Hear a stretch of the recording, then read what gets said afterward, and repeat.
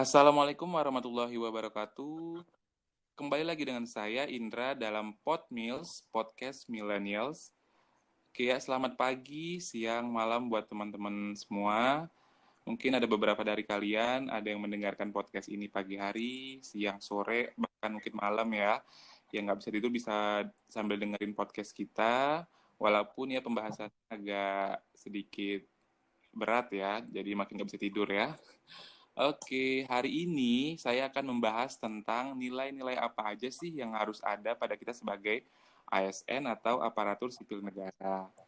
Nah, di sini saya tidak sendirian, saya ditemani sama dua narasumber cantik kita nih yang dari dua kota yang berbeda. Ada Kak Malsiana, Escape Nurse. Halo Kak. Halo Kak Indra. Dan Kak Meliana, SKM dari Pekanbaru. Halo Kak Meliana. Halo Oke, juga. ya boleh Kak kita perkenalan dulu ya Kak ya sama pendengar kita nih. Gitu. Ada kan pepatah mengatakan bahwa tak kenal maka tak sayang. Ya. Nah, boleh memperkenalkan diri dulu dari mulai nama lengkap, panggilan, asalnya dari mana, dan sekarang berada di instansi mana dan job desk pekerjaannya apa. Oke, mulai dari Kak Malsiana mungkin. Oke, thank you. Halo semuanya. Halo. Perkenalkan, nama saya Malsiana. Saya sih biasanya sering dipanggil Ana. Asal dari Palembang, dari instansi Rumah Sakit Umum Pusat Muhammad Hussein Palembang. Sekarang saya bekerja di rumah sakit sebagai perawat. Oke, sebagai perawat, wah langsung ngerawat pasien COVID ya Kak ya. Iya, Kak. Oke, hati-hati tuh Kak. Banyak ya Kak di Palembang pasien COVID ya Kak? Banyak, Kak. Kebetulan saya juga kerja di ruang COVID ya, jadi Langsung turun. ditempatin di. Iya, Oke, mungkin bagi teman-teman semua nih yang dengerin harus tetap jaga protokol kesehatan buat semua ya. Dan betul. Kak Meliana, silakan Kak. Iya, halo. Perkenalkan, nama saya Meliana. Asalnya asli dari Pekanbaru. Saat ini saya sebagai epidemiolog kesehatan ahli pertama di kantor kesehatan Pelabuhan Batam. Teman-teman bisa manggil saya Meli, Amel, email. Yang penting ada mailnya. Email, Oke, mirip makasih. email ya Kak. Oke, Amel aja. Oke. Aku panggilnya Amel ya. Kak Ana dan Kak Amel ya. Iya. Oke. Jauh nggak sih Kak dari Pekanbaru ke Batam? Kalau naik pesawat sih Oh, cuma sengaja. setengah jam. Kalau naik Dulu, kapal, ada pesawat langsung atau transit dulu mungkin? Oh, langsung ya. langsung nggak? Oh, keluarga di sana Kak atau memang kos atau gimana Kak? Oh, kalau di Batam saya ngekos, keluarga saya Oke, semuanya di anak Pekanbaru rantau sih. banget ya Kak. Oke, Iya. masuk ke pembahasan kita nih Kak ya. Kan Iya. ASN kita kan punya Iya. nilai-nilai dasar nih Kak ya, yang nantinya terapkan nih di tempat kita bekerja. Nah, boleh jelasin nggak sih Kak nilai-nilai apa aja sih yang harus ada gitu kan? Ya mungkin bisa Kak jelasin lah sedikit gitu kan. Mulai dari Kak Meliana ya. Oke, thank you. Saya rasa sih mungkin teman-teman yang dengerin yang kalau udah PNS yang ASN itu udah familiar dengan aneka ya, nilai-nilai dasar yang kita kenal sebagai aneka, yaitu akuntabilitas, nasionalisme, etika publik, komitmen mutu, dan tentunya yang terakhir ini yang kita udah tahu semua, anti korupsi. Oh gitu, jadi ada 5 nilai ya Kak ya, disingkat aneka ya Kak ya. Jadi akuntabilitas, nasionalisme, etika publik, komitmen mutu, dan anti korupsi. Wah, ini penting banget nih Kak ya buat kita semua mengetahuinya. Dan menurut Kak Malsiana, kenapa sih menurut Kakak nilai aneka ini penting banget Kak buat kita sebagai ASN? Jadi seperti yang dijelaskan oleh Kak Meli tadi, aneka itu ada 5. Tujuan aneka ini untuk membentuk PNS yang profesional, yaitu PNS yang berkarakter, dibentuk oleh 5 nilai dasar sehingga mampu melaksanakan tugas dan perannya secara profesional sebagai pelawan masyarakat, Kak. Oh gitu ya Kak, wah keren banget nih Kakak semuanya. Nah sekarang nih, kan pasti ada implementasi atau contoh-contoh nih Kak ya buat Kakak berdua nih masing-masing. Mm-mm. contoh-contoh perilaku dalam kehidupan sehari-hari atau mungkin dalam pekerjaan yang kakak masing-masing deh gitu. Apa aja sih contoh-contoh perilakunya untuk menerapkan aneka ini, Kak? Oke, mulai dari Kak Melsiana, boleh deh, Kak? Kalau untuk di kehidupan sehari-hari kita bisa menerapkan seperti saling bertoleransi antar agama, hidup rukun dalam bermasyarakat, mentaati seluruh norma dan aturan yang ada. Karena saya bekerja di rumah sakit yang notabene kerja berdasarkan shift ya Kak ya. Hal yang paling dasar adalah tidak terlambat datang bekerja. Oh ya, harus. Bekerja sesuai standar yang dibuat oleh rumah sakit. Terus Oke. itu yang paling penting, utamakan senyum, salam, sapa, sopan, dan santun kepada siapapun. Baik kepada pasien, keluarga pasien, sesama tenaga kesehatan, ataupun karyawan-karyawan rumah sakit lainnya. Oke, mantap. Lanjut ke Kak Meliana, mungkin Kak gimana Kak kalau Kakak contoh-contohnya Kak?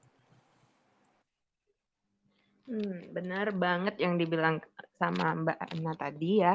Jadi yang paling mendasar itu dimulai dari kita dulu yang seperti tadi ya, disiplin waktu begitu.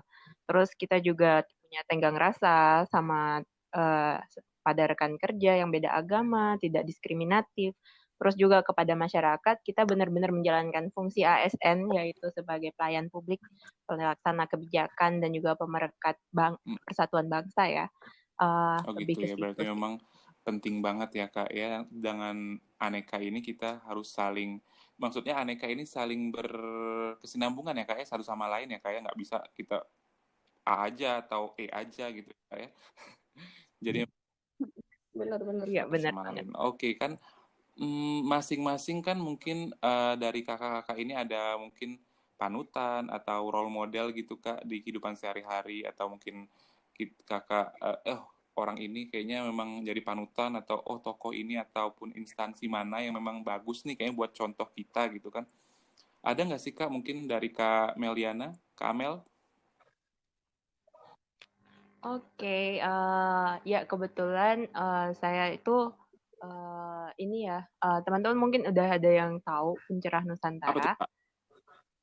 Nah, Pencerah Nusantara ini awalnya itu dibentuk untuk mempercepat pencapaian MDGs. Teman-teman tahu dong, Millennial Development Goals yang itu tuh berakhir 2015 lalu. Jadi Pencerahan Nusantara ini awalnya itu dibuat tuh tahun 2011. Nah, terus karena bagus nih programnya, dilanjutin dong pada meskipun MDGs-nya udah berakhir kan kita sekarang menuju SDGs ya, Sustainable Development Goals.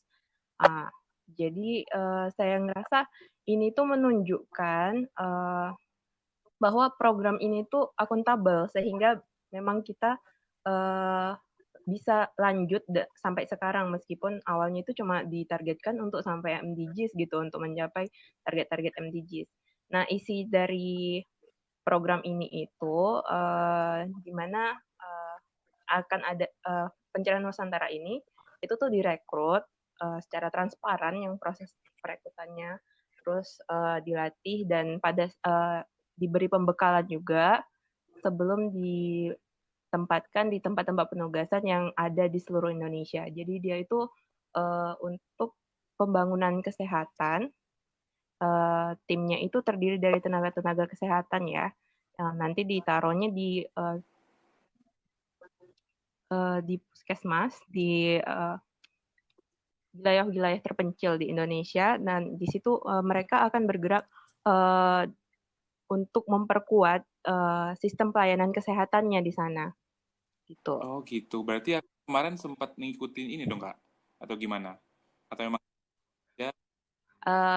Kebetulan Ya. enggak sih, cuman saya punya senior yang ikut di Pencerahan Nusantara ini. Terus kok juga ada yang, nah Pencerahan Nusantara ini kemudian itu direplikasi loh sama Kementerian Kesehatan dalam program Nusantara Sehat. Nah, kalau Nggak Nusantara Sehat pernah mungkin ya. teman-teman lebih Iya. tahu.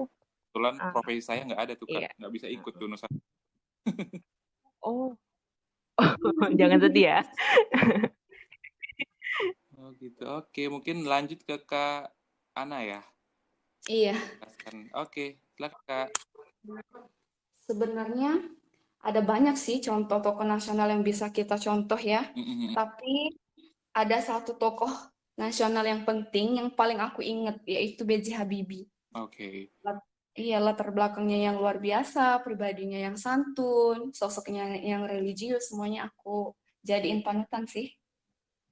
Begitu mungkin hal apa sih yang buat kakak tertarik gitu buat menjadikan beliau ini sebagai eh, role model buat kakak, hal yang memang oh ini banget nih kayaknya dia buat saya gitu kan. Mm-mm. Hmm. Banyak banget sih Kak sebenarnya yang bisa dicontoh itu ya. Hmm. Misalnya dalam pemerintahannya yang relatif singkat, cuma 1 tahunan aja, beliau telah melahirkan puluhan undang-undang dan peraturan baru. Hmm. Misalnya kebebasan dalam berbicara, Oke. kebebasan dalam mengeluarkan pendapat, Hmm.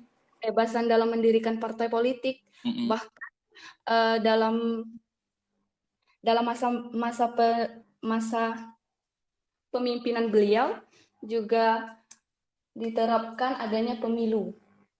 Oh dari Kemudian, kemudian mungkin yang paling diketahui masyarakat ya tentang kecerdasan beliau ya, sangat fenomenal. Dimulai dari latar belakang pendidikan yang luar biasa, pengalaman yang apik tentang dunia permesinan, sampai hasil karya beliau yang sangat luar biasa. Kebayang nggak sih seorang anak bangsa bisa menghasilkan sebuah pesawat? iya benar kayak baru beliau aja kayaknya yang saya tahu kayaknya. Iya, karena kegigihan beliau itu Indonesia berhasil menjadi salah satu dari 7 negara pembuat pesawat terbang di dunia loh. Wah luar biasa ya. Mm-mm. Nah, kita berharap juga masih banyak lagi kaum muda sana, kaum milenial di luar sana yang bisa menyamai prestasi beliau ya kak ya. Iya, selain kecerdasannya itu, Hmm. eh, beliau juga terkenal dengan sosok orang yang sangat mencintai negaranya. Yang pastinya punya Bisa, nasionalisme yang tinggi berarti kak ya.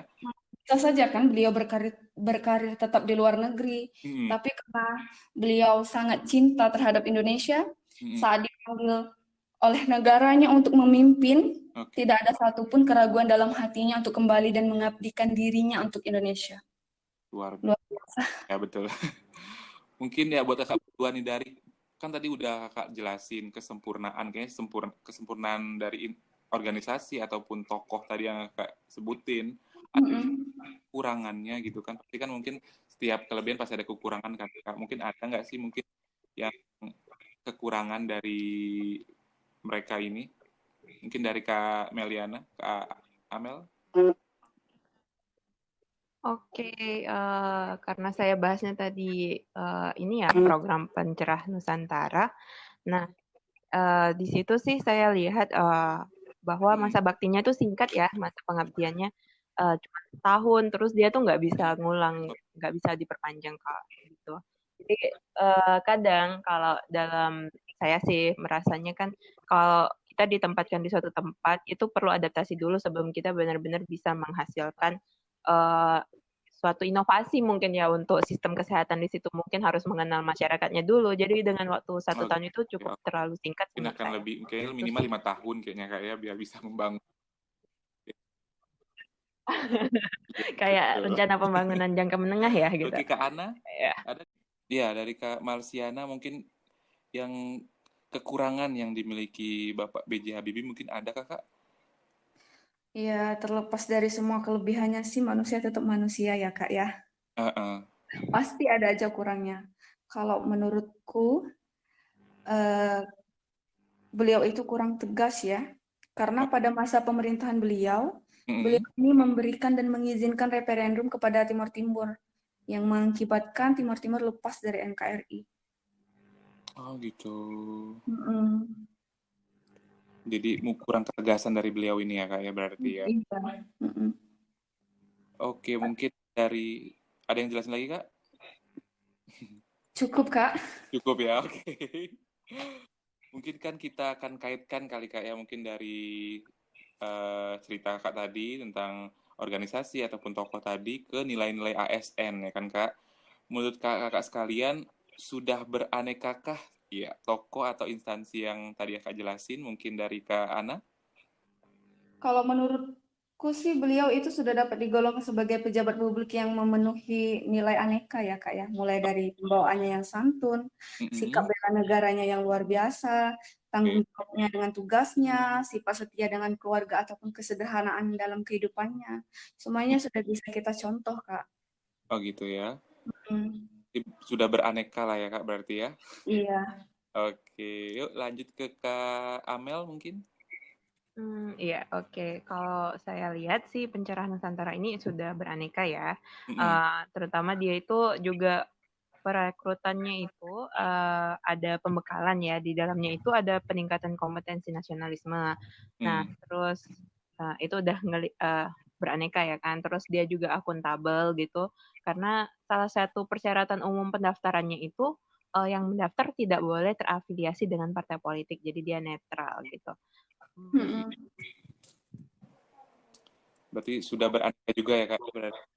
Iya. Cara- Oke, nah mungkin kita simpulin ya Kak ya dari pembahasan kita tadi, dapat saya simpulkan bahwa nilai-nilai ASN beraneka saling berkesinambungan satu dengan yang lain. Mulai dari akuntabilitas, nasional, Mm-mm. etika publik, komitmen mutu, dan terakhir anti korupsi, dan sangat penting dan harus kita terapkan dalam lingkungan di mana kita bekerja. Dan juga banyak hal di luar sana yang bisa kita jadikan proses benchmarking yang seperti kakak-kakak lakukan ini untuk melihat posisi suatu perusahaan atau instansi atau perorang dengan mengukur dan membandingkan satu dengan yang lain sehingga diperoleh kualitas kerja yang unggul dan mampu berkompetisi. Nah, dengan ini semua kita bisa menjadi ASN yang berintegritas tinggi, profesional, inovatif, dan peduli. Betul, Kak? Betul. Betul sekali. Oke, ya kita udah sampai di penghujung acara nih, udah mau selesai kan. Waktu jua yang memisahkan kita semua. Ya, semoga podcast ini bisa bermanfaat bagi pendengar kita. Amin. Amin. Terima kasih juga buat Kak Ana dan Kak Amel ya atas waktu yang diberikan nih buat hadir di podcast kali ini. Oh, makasih banyak juga, Kak Terima Indra. kasih juga Kak Indra. Ya, semoga bisa bertemu di lain kesempatan ya, Kak. Sehat-sehat buat kita semua. Amin. Semoga Amin. salam sehat juga dari Batam. Dari Salam Batam. sehat dari Palembang. Oke, salam sehat dari Medan nih. Terima kasih semua. Iya, terima kasih. Assalamualaikum.